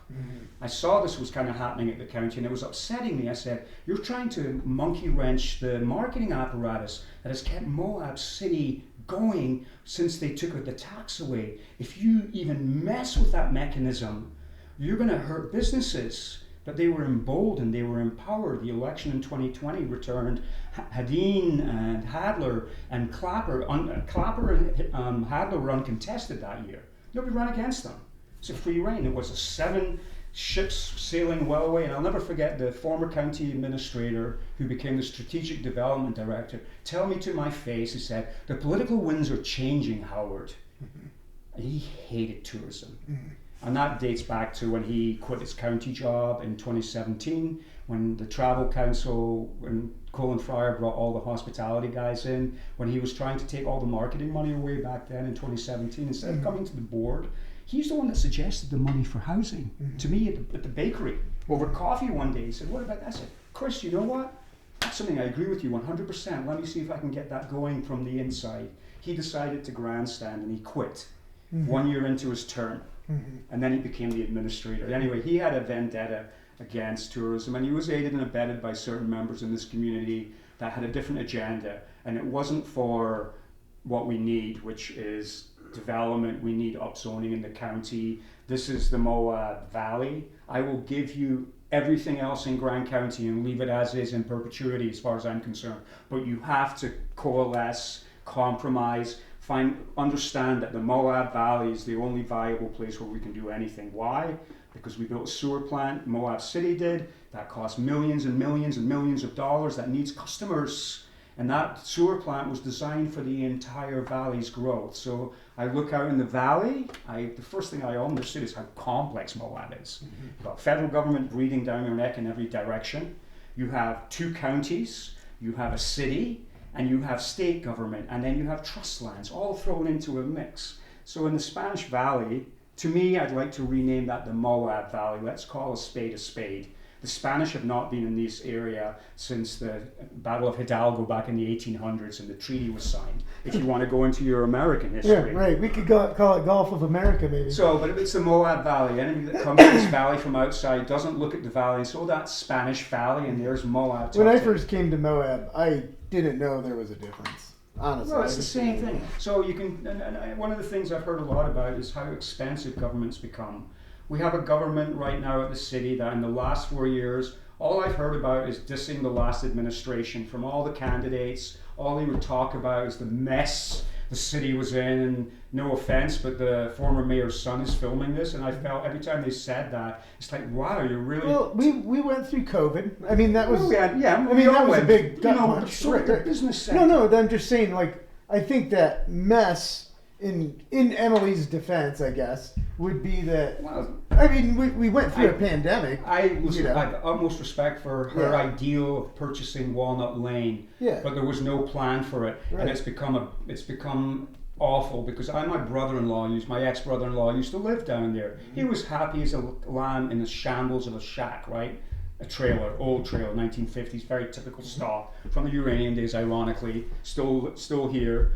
I supported Emily with community rebuilds, and that was a Moab-based concept, and she did things, but since then it's actually gone downhill. 2019 was the best ever year we had in Moab. I'll give everybody a pass for 2 years, 2020 and 2021. Let them wash out, because one was bumper, one was terrible. Right. Let's look at 2022, 2023, 2024, 2025, because the city just is halfway through its 2025 calendar year. I looked at the sales taxes collected during the last term. I've heard all the talk about resort taxes, TRT taxes at the city level, but really the city depends on sales taxes. So I looked at the numbers for 2022, 2023, 2024, and 2025, and what did I see? I saw stagnation for 3 years, and 3 years of the highest inflation I can remember in a long time. I've had to raise my prices at the bakery every year just to keep up with inflation of how expensive food has become. I also had to experience one of the highest rent increases because the county assessor is not held accountable for her job, and the commission stands not knowing what to do because nobody runs against her. So I've heard this all last year running for county, her property assessment values is all over the shop. There's no consistency, and that's a county problem. And they're the ones that assess the tax. So that's all over the place. Fault, another county issue. It's like, oh my God, you can't even handle this? This seems pretty pragmatic. So when rents went up with this whole assessment, I heard the reasons. My rent went up at the bakery by a tremendous amount. And then the city comes along, seeing that for 3 years that their taxes were stagnating. So I asked, why isn't the city saying something to the county? Surely they know about this executive order that pulled the marketing effectively on the city. Of course they didn't. So what does that tell me? If you don't, it's tacit approval if you don't stay against it. And what really bothered me the most is Jason Taylor, who I'm running against, sat on the advisory board after I resigned because I was basically forced out right after Elaine was forced out. You know what she quoted on the newspaper when she left?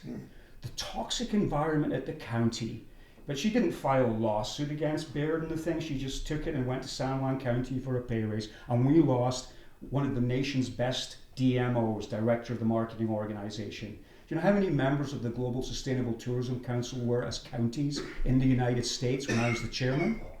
There's 3,144 US counties. How many counties do you think were members of the Global Sustainable Tourism Council? One. Right. Which county was it? Grand County. Which county won national quality awards for sustainable tourism? Elaine was a marvel, and when she was forced out, and I could disclose those details of how she was disciplined for buying lunches for a fam trip because it was promoting a train company that I happened to be employed with. I joined the Rocky Mountaineer when there was a lawsuit filed by Grand County against Rocky Mountaineer coming. Did you hear how that lawsuit resulted? The county got its ass whipped in federal court. Unfortunately for Grand County, the company I worked for did not sue for damages, court costs, and it was very expensive for them to get a lawyer as they were launching rail tourism, what we had actually identified as the epitome of quality visitors. Lonnie Campbell, who was the former chair of the, and I was on the board of the chamber too. Mr. Taylor made a comment about that, about me. I didn't talk about the fact that when I was running for office last year, I decided to back off the Chamber of Commerce board because I felt, just like the radio station requires as a non-profit, that if there's an election, because its funding might come from sources, that you shouldn't have conflicts of interest. And I thought it was ethically the right thing to do to leave the chamber board while I was running an election campaign, because I did not want to see people seeing me using the chamber as leverage to help my campaign. Ethically, that was completely against my entire value system. Other candidates, I dare say they didn't agree with that. I sat in the chamber for 3 years asking them to talk to the county about turning the marketing back on. Okay, I was accused of being a whistleblower. I was a whistleblower back in 2019, but nothing to do with anything the county was doing. You know what I blew the whistle on? The federal government. Why? Because they don't collect any user taxes in all their fee-based systems. Right. And I define that as economic activity on public lands. When I was looking into taxes, I also discovered that a city that depends on sales tax doesn't receive a cent from any river company. Oh, right. Yeah. I've heard about this. Eh? Yeah. How much money do you think that is worked over time? So I've heard Jason defend it, saying, well, this and that, and saying, fight it, man. Or at least go for payments in lieu of taxes to compensate for that loss, because that's hard numbers. You can go to our Congress and say, payment in lieu of taxes, these river companies are not paying consumption taxes because of an 1800s federal law. But people get upset when people try to clean up the government and create things. And all I can think about is the Moab Valley. What I understand, I live in a 330 million person thing. There are problems that we have are everywhere. But just saying that doesn't solve them. So I've been a man of action ever since I started and risked everything being an entrepreneur here. Do you know how hard it is to open a restaurant in Moab out of nothing and to keep it going for 28 years? And the only reason I'm here today is my daughter came back and rescued me. And I've been asked to run for office so many times over the years, except when I actually wanted to. And then all of a sudden, I found I was on a blacklist. You know how many blacklists I've been on? The first blacklist I got on was from all the Jeepers when I foolishly signed a petition run by the Southern Utah Wilderness Alliance, front page saying, keep the wilderness wild. And all the Jeepers said, this guy doesn't support jeeping, don't go to his business. So in 2000, I first experienced my first blacklist. And I've been on so many now, I don't care. And I know there's a lot of people say really nasty things about me online. They would never say it to my face. They obviously don't know me, because if they knew me, they would know I'm probably one of the best candidates this town's ever had. I got caught up in national politics last year. I understand that, the whole tone at the very top, at the federal government level, since you're the one that's saying the federal government this and that, that tone came all the way down to local elections. The hatred towards one of the presidential candidates was so virile, it turned Moabites on each other.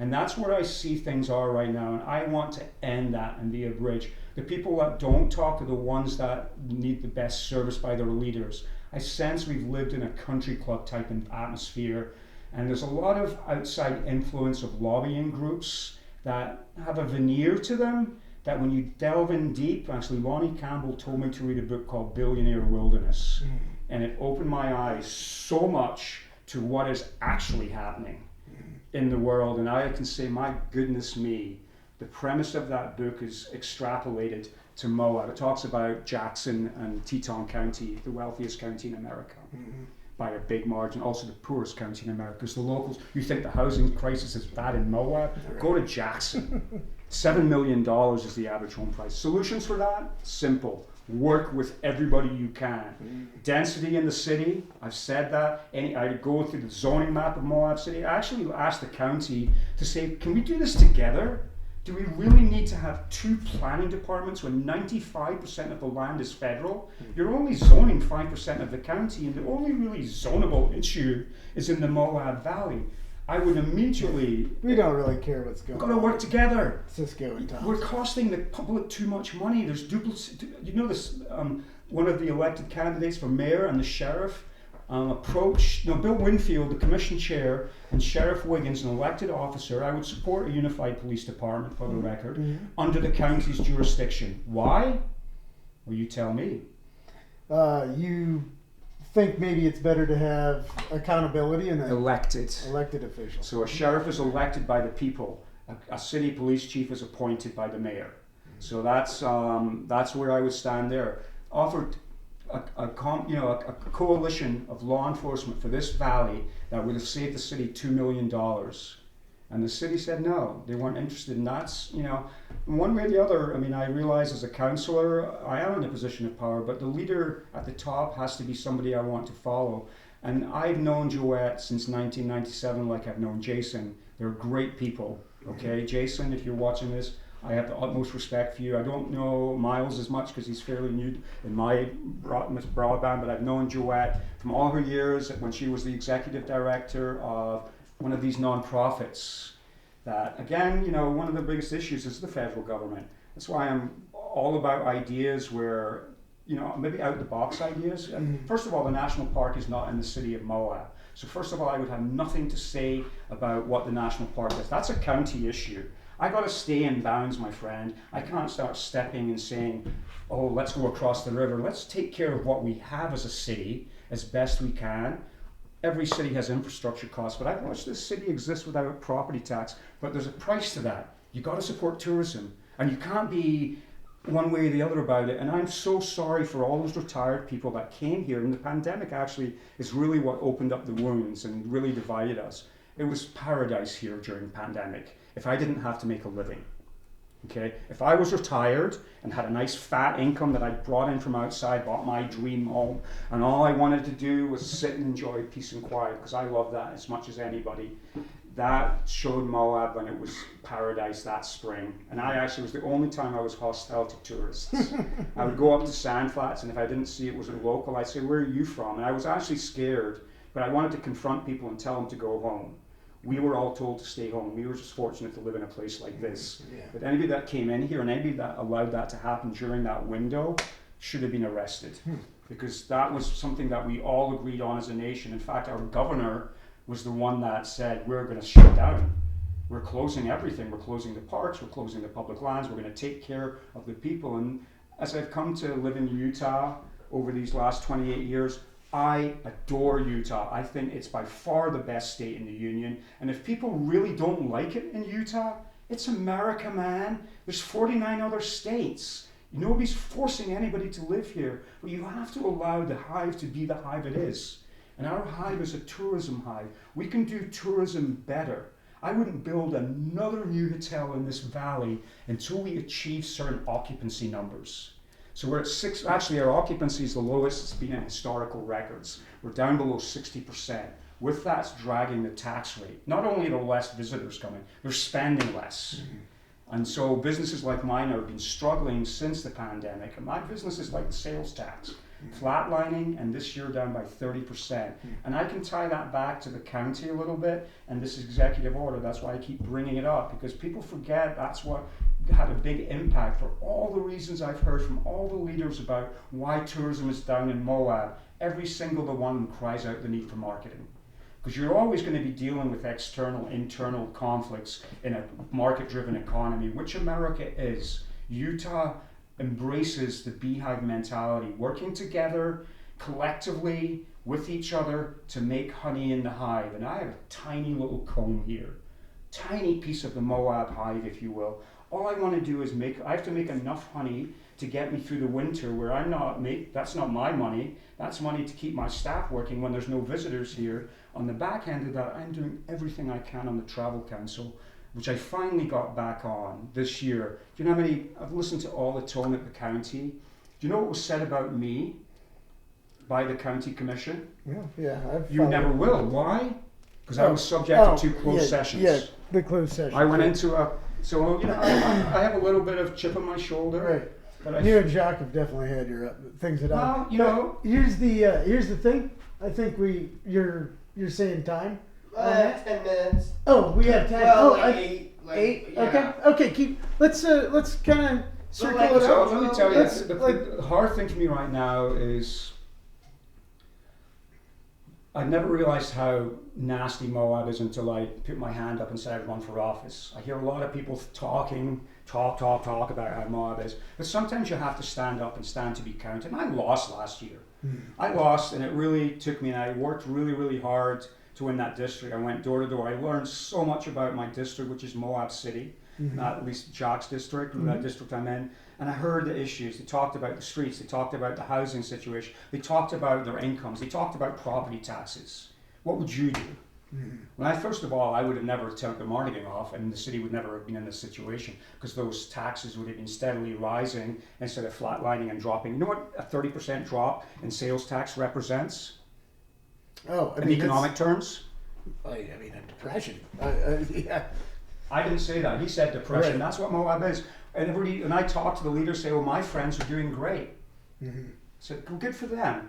My daughter now, and she doesn't like me talking about it 'cause she detests this nastiness in Moab. She sees it on the street now. She's seeing she's finally coming a long way. She didn't understand why I worked so hard to drive tourism on the tourism board. I said, because that's what I chose to do. That's what this board's designed to do. We're at 58% average annual occupancy. We've got rooms to fill. We're mostly empty. A third of the time, the rooms are empty. That's not helping you, my dear. Right. You need a few business. I'm working on winter events. So I've worked with all the people that are running. As I say, I don't know Miles as well. I'll work with Jason. If Joette or Curtis wins, I'll work with both of them. Who would I prefer to win? I think I support meaner city council. And I looked at the budget, 35 pages. One thing that really stood out was the subsidized housing that the city employees get. It's $250,000 a year they're paying out. They pay a sustainability department $250,000 a year, and the bloody car recharges don't even work in town for electric vehicles. So where's that money going? The council, if I'm a councillor, the people vote me in. If I'm successful, I am your voice. The last thing I need is a PR person to tell me what I cannot say. And how much money is that? Well, that's $150,000. So all of a sudden, I've quickly come up with $1 million without even diving too deep into the budget, saying, do we really need this? A city's responsibility are the people's needs.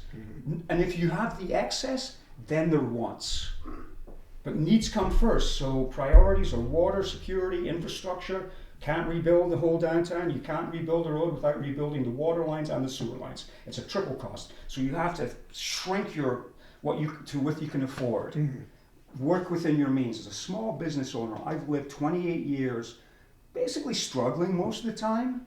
The last 5 years for businesses in this town, people don't like to admit they're failing. I'm proud of the bakery. I'm proud that it's kept me going. It's really hard to say I'm failing right now. But how long can you fail for until you actually have to go out of business? So we need a city and a county and a state and a federal government that will truly listen. And I believe I have a voice that has been heard and is also respected. If I have any federal issues that might impact Moab, I don't need to hire a lobbyist, another $70,000. My job is to go and talk to my officials in state, talk to Logan for anything I need with the state, have that conversation a lot, talk to Grand County. We should be having monthly meetings like they used to. 5 minutes? Yeah. They used to have joint sessions all the time. The city and county won't even talk to each other. And if I was the city, I'd be pretty mad at the county for cutting off their main the main fuel line that keeps the tourism business viable. I am not a corporate hotel. I do a lot, as much as I can, paying for marketing once the visitors are here. Do you think I have funding to go into the LA market to try and bring people from there? Of course I don't. I can only do my marketing in the local publications, the menu guide, the Canyonlands copy, the paid, the printed materials. I'm an old-fashioned guy. I still see the value in printed materials, and maybe I'm dying by the wayside. I hope not. But and I've learned a lot. Jim Stiles. I've learned just being a coffee shop owner has given me the ear of this town like nobody else I know. Over coffee. Coffee, not booze. Right. Where revolutions and great ideas always started were in the coffee shops. Some of the basic social mechanisms between the we and the I, that's what I view humanity on a broader scale. It's all about self-preservation, but it's also the collectiveness. So the balance between the we, all of us, and the I, one of us, is the mix that government needs to find itself in. So the hard part is taking care of the needs of the many. And in my book, they outweigh the needs of the few. And the trick of being a leader is understanding that the quiet ones are the ones you need to be listening to, not your supporters. That's the easy crowd. That's your 50% that'll get you in. But my goal, if I'm elected, is I need to find out what the people that didn't vote, what can we bring to the table together? Can we just go back to old-fashioned working together like Grand and Moab City did so beautifully, and we all prospered? There's no crime in doing okay. Nobody came to Moab to be rich. I tell people that. I gave up on the quantity of life the moment I opened a bakery on Main Street. Why? Because I embraced the love of the quality of life that is given in this area, and I'm ready to give that back to the people of this community. All right. Well, that was a lot of info on there. It was great to hear your perspective on that. Especially the history lesson. I moved here in 2008, so. I started working. So when did Celeste? When did she work for me? I'm sorry. Like 2008, and then you went to Costa Rica. Well, we always lived in both countries, but we had a hurricane and a flood. Because you worked at Poison for a long time. Yeah, a long time. Yeah. So. And then you got your own business. And so it's just been great to hear. Honestly, Aaron, you know me. Oh yeah. You may not agree with everything I say, but I think through a certain lens. Yeah, for sure. So we'll end there. All right. Because one of the things